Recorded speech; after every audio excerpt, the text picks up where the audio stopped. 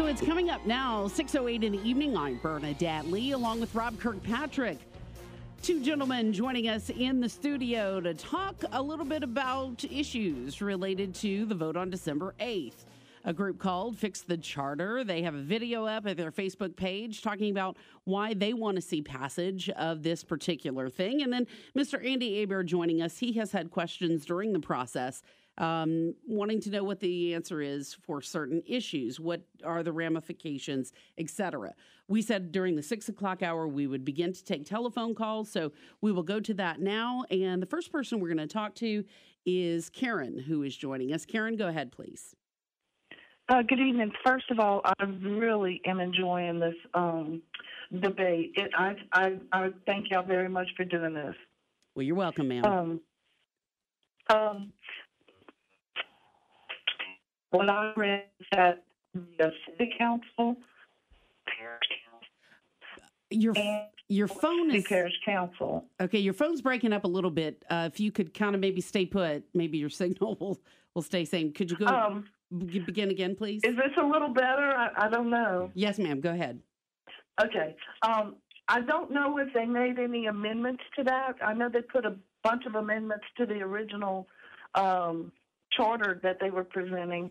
I don't know if it's still that way. And one thing that concerns me about this is we've had consolidated government for 22 years now, I believe is what y'all are saying. And you knew for a while that something was wrong with it. And this is the first major change that's being presented or proposed. So you know going into it that it's broken, that we're going to vote on in December is still broken. So does it take another 22 years before we fix this, if it's passed? I as a city resident, I want my own mayor. And this does not accomplish that. So those are a bunch of questions. Are there 3 councils or 2? How long will it take? If you say this is broken going into it, what will be the next steps to fix it? And I guess just a comment that I want my own mayor. I'm going to hang up and listen. Okay. Thank y'all very much. Thank you, Karen. Okay, who wants to go first on this? Kevin? Tack off 2 of those at least. I think it goes to 2 councils, a parish council and a city council. Now the charter talks about like there is still a city-parish government, and so there's kind of that language in there that sometimes confuses people. Like, well, what is that, right? But it's 2 councils, and they both jointly operate for the city-parish government. It's a good point about the 22 years. We've actually talked to a lot of the former commissioners from the 90s who were on the original charter commission.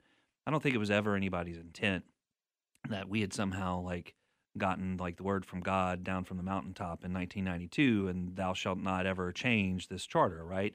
I think it was always the intent from the beginning that this is a working document. We're going to try to figure out how do we make a government that works better, that's more responsive.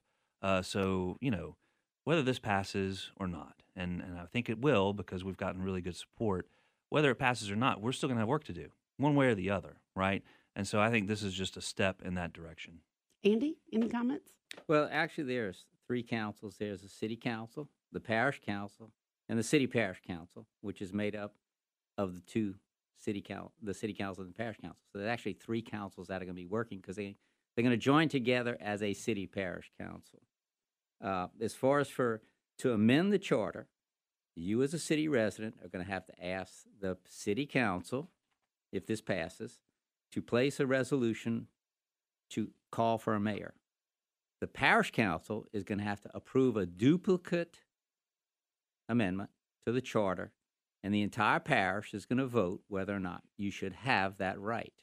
Now, unfortunately, they did not put an amendment in this charter this time that said that if the city of Lafayette wanted to amend it, if the city council wanted to amend the charter, then there would be a city election allowing them to vote themselves their own mayor, which could have been an option. And that's one of the issues that I have with the way it's worded is, it's kind of like the drainage tax issue. Well, let's put a little creativity in it somewheres And, most people will look at the major issues, but they won't look at the details, and the devil is in the details.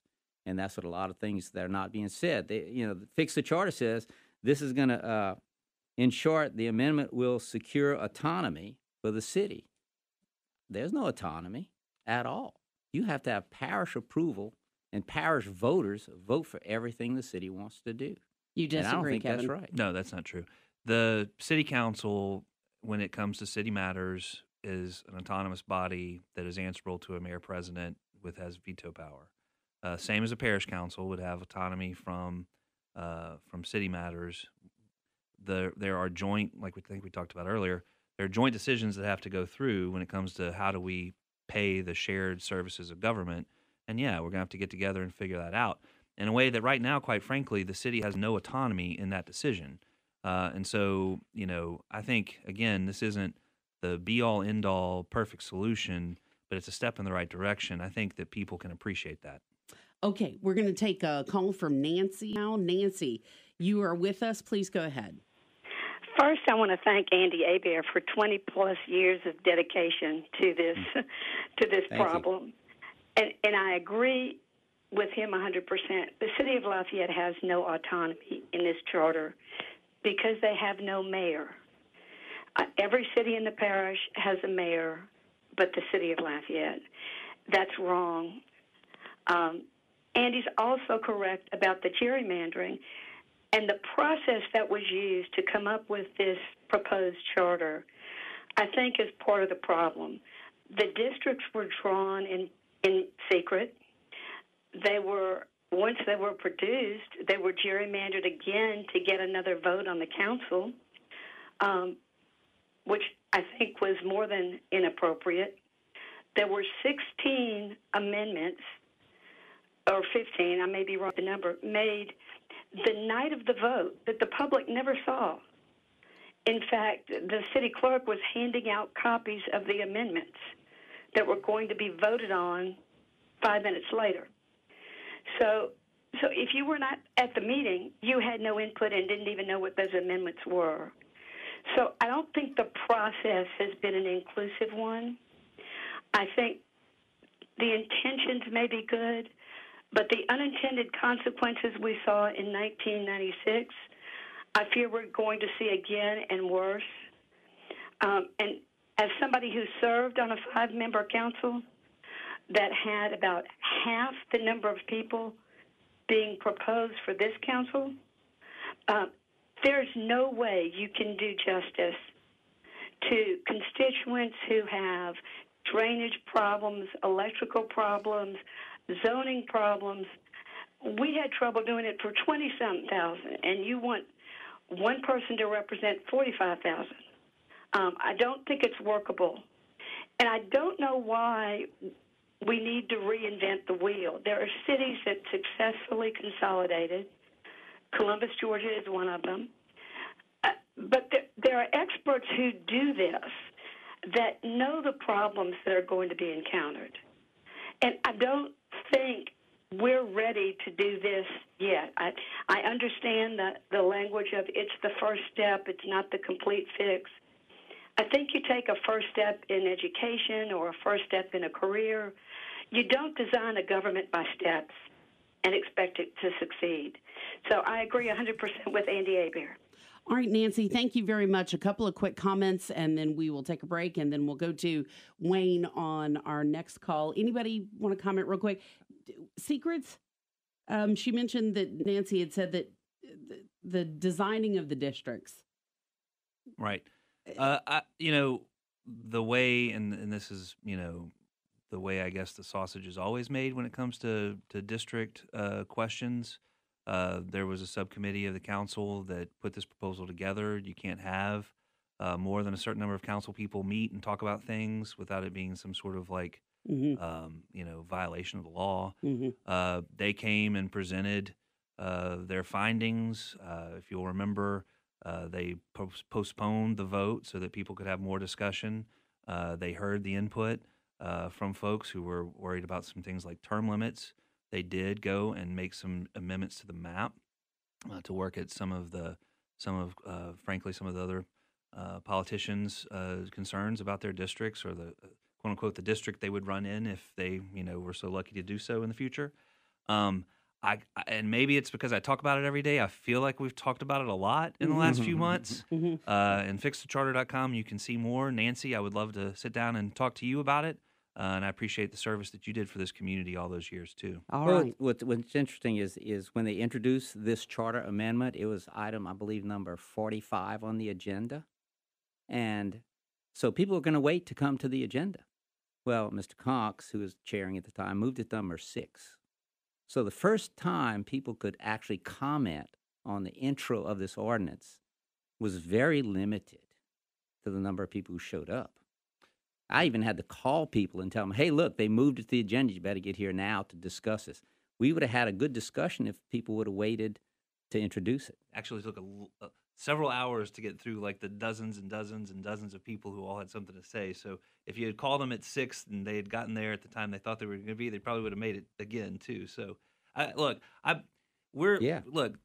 we can talk about process. There's something on the ballot in December, right? And it's either going to be something that you agree is going to help us move forward, both as a parish and as a city, or not, right? What I hate to do is kind of throw the baby out with the bathwater with some of the smaller details and some of the ideas of like who did or did not participate in the proposal forward. It's here, and so let's talk about it. Well, it's a constitutional amendment, and I believe, as a constitutional amendment, we should involve a lot of people. Okay, guys, 6:20, and we'll go back to the telephone lines if you want to ask questions, be a part of the discussion. Just remember to try to keep your stuff kind of short, only because we want to be able to get as many people involved as is possible. The number is 232-1542, 232-1542. Wayne, you'll be up next.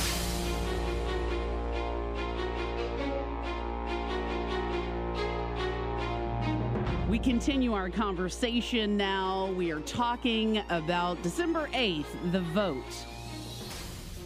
Will people vote for this change? As far as what is happening with our home rule charter and our local government. So we've invited folks to chime in on the discussion. Andy Hebert joining us, Kevin Blanchard joining us. We're going to go back to the phone lines. Wayne has been patiently waiting. Wayne, please go ahead. Thanks, and thank you all for hosting this very important event coming up here because it's very critical to the whole all the citizens in the Lafayette area here. And we touched on this, y'all did in the previous hour when you talked about the dividing up of the city and the parish guidelines for the proposed changes. And, of course, the city is all within the city limits, and the parish is all the parish plus the city limits. Now, what this provides is that the city people that live in the city get 2 votes for the council. They get one for the city person and one for the parish person. So let's say Liz Hebert or Bruce Conk or Kenneth Boudreaux runs again, and they want to run for the city, and their next door neighbor could run for the parish, and both of them could get elected, and so we could wind up conceivably with the 5 city and the 5 parish people all living within the city limits of Lafayette. And I don't think that was intended at all, but this is, like Nancy pointed out, an unintended consequences of just rushing through this thing. So rather than us saying this is a tweak of the changes, this is, in my opinion, this is a major remake of this thing. And it very likely could happen because 52%, 54% of the population, and maybe even a greater percentage of the voters live within the city limits of Lafayette. So they have already an advantage there with the number of voters. So that's one big issue. To me, it's totally unfair, and this is in direct opposition to what they put on their proposal about fair for all. This is not fair. It's not fair for the parish residents to only have one vote when somebody else has 2. To me, it borders on being unconstitutional. Okay, Wayne, thank you very much for bringing up the issues. Kevin, you had some thoughts, sir? Well, one,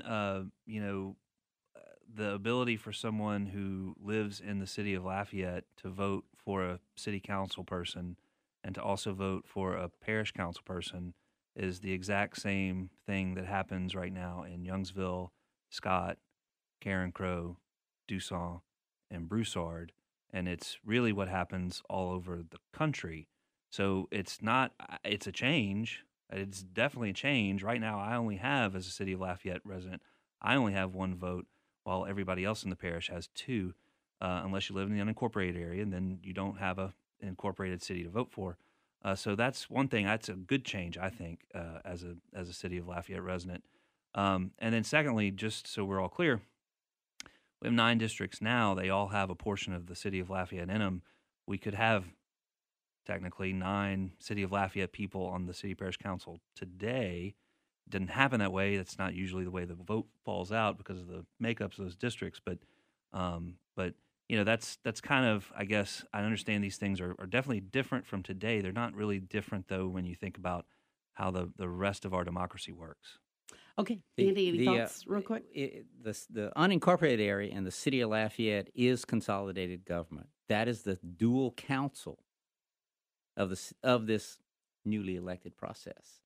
Of that, the City of Lafayette in the new districts, 93% are in District 5, 91% are in District 4.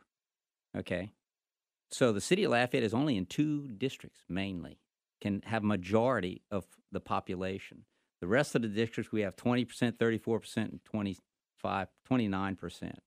Now, it's true that a City of Lafayette resident could be elected in all districts because we're represented in all districts. But it's also true that the City of Scott can be elected in District 1 and Karen Crow. Someone from the City of Scott and Dusson can be elected in District 2. Somebody from the City of Broussard and Youngsville can be elected in District 3. Somebody from the City of Broussard can be elected in District 4, and somebody can run from the City of Youngsville in District 5. So actually, someone from non-consolidated cities can actually be elected to all 5 parish council members because they all have population. They all live in each district. Just like today. Okay, back to the phone lines, guys. We're going to Joey, who has been waiting. Joey, please go ahead. Thank you for taking my call. A question for both of you. Why can't we consolidate, or why can't every square inch of the parish that is not consolidated be consolidated? And so I know that a big challenge would be other municipalities within the parish would have to have a say. In other words, presumably some of the unincorporated parts of the parish would be annexed to those municipalities. But for the sake of discussion, why can't the rest of it be consolidated into the City of Lafayette? I mean, from a fiscal standpoint, if I live in the unincorporated area and now I'm part of the City of Lafayette, I'm going to pay City of Lafayette taxes and presumably receive my share of City of Lafayette services. So I'm just wondering why the solution can't be that simple. Okay, Joey, thank you very much. We covered a little bit of that territory. Andy, you want to go first? Yeah, in actuality, the city would have to leapfrog over the small towns to get services to those people that are unincorporated. Some people don't want to be incorporated. So I say we merge. There's a simple way to merge. De-annex your property from the City of Lafayette. Then we all become one parish. Now you have what you want. You want a merged government. That's a very simple. I know it's a fact because there's a property owner in Youngsville that had his property de-annexed from the City of Youngsville and became a parish property taxpayer only. Well, that's great. Now we solve the parish financial problem because we're all going to take those sales taxes that used to go to those towns and they're going to now go to the parish instead of having it the other way. So let's just de-annex our property from the corporate limits of the city. I think that's a fantastic solution. It's a simple one. File a petition for de-annexation. Unite with the parish. All right, Kevin, you want to jump in on that? I kind of like the fact that we've got Broussard and Scott, and we've got our different sort of identities as those towns. I know a lot of times it's like, well, the City of Lafayette's the big bad city in the middle of everything. But I like the fact that we kind of have the places that we value and that we can call our own, and that we have our own councils that we can elect. So I don't agree with Andy. I don't want to be in a place. It makes sense. There's some as far as like just symmetry and some things would be simpler and easier and harder to figure out. But I kind of like the idea that we've got our own little towns. All right. We are speaking with Andy Hebert and Kevin Blanchard. We shall continue on the way. There is more to come. If you would like to call us, 232-1542, 232-1542. And if you have the KPEL app, then you can get straight into the phone line. We'll have Jared coming up next. 6:36 p.m. Bernadette Lee and Rob Kirkpatrick, and we have in studio this evening Mr. Kevin Blanchard and Mr. Andy Hebert talking about issues related to the charter and Fix the Charter. That is a group of folks represented in this area who would like to see the issue pass on the December 8th ballot. Mr. Andy Hebert has asked some questions, pointed out some different things. The discussion is continued throughout our community, and we'd like to bring people into the discussion more. Jared has been waiting. Jared, you're next. Please go ahead. Yes, I guess I have two questions for Andy. Earlier, he kept talking about how the two councils are going to have to come together and hash out who is paying for what.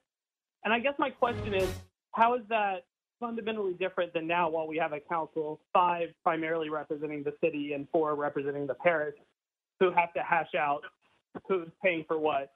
And then a second question, how it's fair to the people outside of the city of Lafayette if we went with his idea and every district was 60% city of Lafayette residents. Okay, thank you for your questions. Andy, what do you think? Well, the first question is, they fight it out now because they think that they are parish elected officials and not city elected officials. Well, that's a problem with them thinking the way they think. They are elected by the city to do a job. They're elected by the parish to do a job. Now, they got to figure out how they're going to do that job. That's the way the system is set up now. The problem with it is because they gerrymandered the districts to create these 2, quote, councils within this council, which is not the way it should have been set up. And that's one of the problems with that. As far as for the parish-wide, if we're all one and we think as one, which we are, as we voted to merge the city of Lafayette with the parish. That's what the voters decided because they knew that if we were one, we would be a lot stronger than just a bunch of people dividing and fighting amongst ourselves.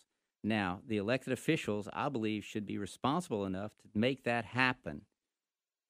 Because they haven't done it, perhaps it's because it's our fault because we haven't held their feet to the fire. And I think it's time to hold their feet to the fire. Mr. Blanchard, what do you think? I don't think you're going to be able to hold a politician's feet to the fire unless you can vote for them. And I, right now, as a City of Lafayette resident, have folks who are making decisions about City of Lafayette issues and deciding how to spend City of Lafayette tax dollars, and I can't hold their feet to the fire. Nobody really effectively can. Andy and I are going for the same goal here. We want a government that works better. We want something that's more responsive to the needs of the people. Obviously, we have different approaches to that. But at the end of the day, what we're all trying to get is a government that works, a government that makes some amount of sense. And the only way to have that is a government that is accountable, And so accountability is at the core of everything that we're trying to do with this, because right now, because of the way that we've set up the system, it's hard for us to actually hold those folks accountable. All right, we go back to the phone lines. Mark is up next. Mark, go ahead. Yeah, so first of all, I'm not in Lafayette Parish or Lafayette City. I live rural New Iberia. But this has always been something that interested me because take Houston, New Orleans, they have cities that are landlocked. And I wonder if somebody could address that. Okay. All right. Thank you very much. Anybody want to jump in on that? Lafayette is geographically a lot like Orleans Parish, actually. Lafayette and Orleans Parish are the two smallest parishes, like in area and size, in Louisiana, which, again, is a reason to not give up on consolidation, right? When you've got such a small area, it doesn't really make sense to have a bunch of spread out government services that, it's just as easy for the Public Works Department to get over, east and west of Scott as it is to get down towards the Youngsville area. It's a 15-minute drive. It's not like Calcasieu Parish where, it takes you an hour to get across it, so those are good parallels, I think. Andy, any thoughts? I guess if you want to provide services to the unincorporated areas, you have to go through the towns to get to it because the city of Lafayette is consolidated with the parish. So the Public Works Department of the city of Lafayette or the consolidated government has to go through the non-consolidated communities to provide services to the other consolidated government, which is the unincorporated areas, which does not make too much efficiency as far as I'm concerned. You have to travel through these non-consolidated communities to provide services to what the jurisdiction of consolidation is, the city of Lafayette and the unincorporated areas, period, not the non-consolidated cities. All right, Wade, you are next. Wade, tell us what you're thinking or your question, please. Okay, this is Wayne. I called in earlier, and I want to offer counterpoint to the areas that was addressed earlier. He, in my discussion, he mentioned that he's voting for two different constituents, both city and parish, is the same as we have now. Like Youngsville and Carencro. And I say there's a completely different thing because Carencro has their own budget, Youngsville has their own budget. They don't have any part of the consolidated budget for Lafayette now. They cannot direct the administrative Lafayette Consolidated to do anything, whereas under the new proposal, Lafayette City and Lafayette Parish to say, all right, this Mayor President, we want the administration to do this, and here's our budget proposal for what we plan to do. And the parish submits the budget, and the parish says, Mr. Mayor President, this is what we want you to do. So they can direct action, and they have budget influences, which is a whole lot different than what Carencro and Youngsville and all the outlying municipalities can do now. So don't tell me it's the same thing. Okay, Wade, thank you for your comments. Kevin, you want to jump in? Sure, yeah. No, Wade, I get what you're saying now as far as, yes, you're right. Those other cities that have their own council are not part of consolidation, just like Andy was just referring to earlier. I guess all I meant to say was the folks who live in Youngsville, while Andy, is correct that the city parish government does not always exercise any sort of jurisdiction inside of Youngsville, the residents of Youngsville do vote on the city parish council, and the residents of Youngsville do vote for the mayor president.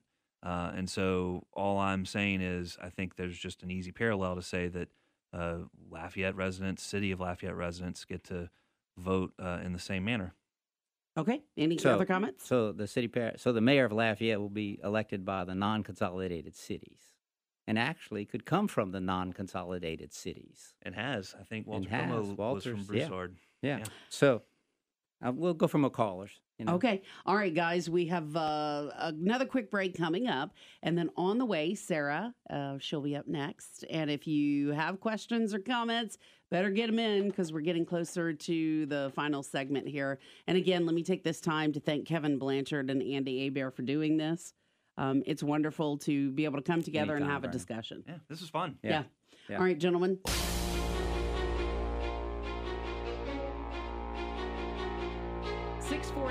We continue our discussion talking about issues surrounding the charter, Lafayette's form of government, and an issue that will be on the ballot on December the 8th. Voting for it, voting against it, questions, and lots of discussion this evening. And so we'll go back to the phone lines now. And Sarah has been waiting. Sarah, you are up next. Give us your thoughts or ask your question, please. Hey, thanks, everybody. That's the best music, by the way. Oh, cool. I have to say that yes, I'm voting yes. That's the charter. But I do have a few questions because I don't, as the king of analogies, Kevin Blanchard says, I don't want to throw the baby out with the bathwater. But there's some things that make me curious. And so first thing is the Southern University losing their vote to LSU on the Civil Services Board, if I'm correct with that. That's like an amendment that was added. And then the other question is, with the way the map is drawn, I would be in District 1. I'm currently in District 2 right now. But I'm curious as to where the assets are and like the revenue streams are in District 1. Because I don't want us to lose our sales tax income in District 1 because we have nothing here, and then ruin our chances of coming to the table and saying like, hey, we need this in our district. And someone saying, sorry, you're not bringing any money to the table. Okay. So I'm going to hang up and listen. Thank you. Thank you, Sarah. All right. Who wants to start, gentlemen? Kevin? So, yeah, Sarah, thank you for asking that question. I actually saw that somewhere on Facebook and made sure that I wrote that down about the Civil Service Board appointments because I think there was confusion at a meeting last night. The way that the entities that will make the Civil Service Board appointments are UL will make a recommendation to the City Council. Southern University will make a recommendation to the City Council. And then the Parish Council will get its recommendations. Again, another one from UL and then one from LSU. Under the current system, the Chamber of Commerce and the League of Women Voters were included in that. Southern is also in the current system. So Southern's still in there. It's just, it used to be a city-parish recommendation. Now it's for the city council to make their appointment to the Civil Service Board. Confusing, I know, but now that you have two bodies, they both have to have their own appointment authority. And then there's another appointment that actually comes from a list of recommendations that are made by city-parish employees, because those are folks who are affected by the Civil Service Board. And so that is a change in the system. But Southern, LSU, UL all still have recommendations that they can make, and UL gets two. Okay, Andy, thoughts? Well, she brought up an interesting statement about the revenue stream. And I don't know if the people of the city of Lafayette realize that when they go shop in these non-consolidated cities, that sales tax stays in those cities and does not stay in their community. And that's why those small towns, the non-consolidated cities, sales tax revenues have been increasing, and the city of Lafayette sales taxes have been decreasing. So I would suggest to all of those who live in the consolidated jurisdiction, which is the unincorporated area in the city of Lafayette, shop in those areas. Because when you shop in the other areas, you don't benefit from that. Interesting. All right. Very good. We have one final segment coming up here with our guests, Kevin Blanchard and Andy Hebert. And then, believe it or not, we're almost at the end of our time here this evening. It seems like we just got here. Is there anything that it might be on your minds that we have not been able to discuss this evening that you want to make a point about? Anybody? I'm sure that I might end up repeating myself, but, I think if I could sum up, I think where Andy and I agree. I think, neither of us is saying that the current system is working. From my perspective, I think what we need to do is have a parish council that's worried about the parish issues 100% of the time, and not a parish council that's also having to worry about the city of Lafayette. Let the city of Lafayette folks have the same autonomy, the same representation that every other municipality in the parish has, right? And let's make sure that we're able to hold our elected officials accountable for the decisions they make. Again, I can't stress enough, right now, if I live in the city of Lafayette, there are people who can vote to put a tax measure on the city of Lafayette ballot who don't live in the city of Lafayette, who I can't vote for. There are people who can vote to have arrangement or rate increase even with LUS and who don't live here or who don't represent everybody. So that's just kind of a fundamental tenet of democracy, I think. Again, am I frustrated like Andy is that this is something that has to go through this process of a charter amendment because we're in this charter together? Yeah, I mean, I think that, there is a little bit of an added level of difficulty when it comes to having to ask everybody in the parish if the city of Lafayette can have its own council or not, right? But at the end of the day, we're trying to make this work. I think that we're all in this together as a parish. I know that everybody appreciates the city they live in just the way I do, right? And I don't think we're asking for all that much, and I think when you look at us as, folks who see each other in the grocery store and we might disagree, at the end of the day, the folks who are supporting us know that we've just got to take a step in the right direction, And so long as this conversation can continue into other conversations and can continue into next year, into council elections and everything else, then we're going to be all right, And I think the important thing, just like we've demonstrated here today, level playing field. Let's talk about facts. Let's talk about like our wants, wishes, desires, etc. And we're going to be all right. Andy? I believe the statement was, don't throw the baby out with the bathwater. Well, I have a concern about how that baby was conceived, because I don't understand how you can amend a constitution of a city and a parish with just a few months of discussion by the public. And just remember, you only got 5 minutes at the council meeting to discuss 14 amendments. Now, that really does not offer a free voice to the public. Now, did they ever call for a City of Lafayette only discussion about the amendments to the charter? Nah, we just had an open discussion. Anybody can come. Well, this is going to affect the Constitution of the City of Lafayette. Don't you think the City of Lafayette residents would like to delve into a little bit more of the detail of how this was done and how this is going to affect the city itself? And they say fix the charter, but I think y'all should have said partially fix the charter, so everybody get the real answer. It's just a partial fix. But the question is, how is the details of this going to affect the City of Lafayette registered voters? I don't think it's a solution. I think they should open the door again and not lock you into this one solution. They could have offered 14 amendments for you to vote on for each one of those and said, hey, if you wanted to amend it this way, vote for that. If you want to amend it the other way, vote for this one. They could have had a LUS LUS utility commission set up separate that would take care of all the City of Lafayette's issues. You're still going to have public works joint ventures. Now, the city council, if this passes, and the parish council are going to have to figure out amongst each other who's going to pay for what and how much. If the parish, and they say, remember the beginning? It's consolidation. The parish is broke. They need help. What is the question now? The parish is broke. They need help. You had 22 years to fix it. Now, I believe you need to fix it the way it is to make it work, because that's what we voted on, to merge the two. Gentlemen, I want to thank you so very much, Kevin Blanchard and Andy Hebert. Thank you for helping to keep the discussion going, gentlemen. Absolutely. And for taking your personal time, Kevin. especially at an evening. And they're shaking hands. Thanks, Andy. That was fun. All right, next time, I'm bringing beer. We're here. Thank you, everyone, for participating. It's 6:58.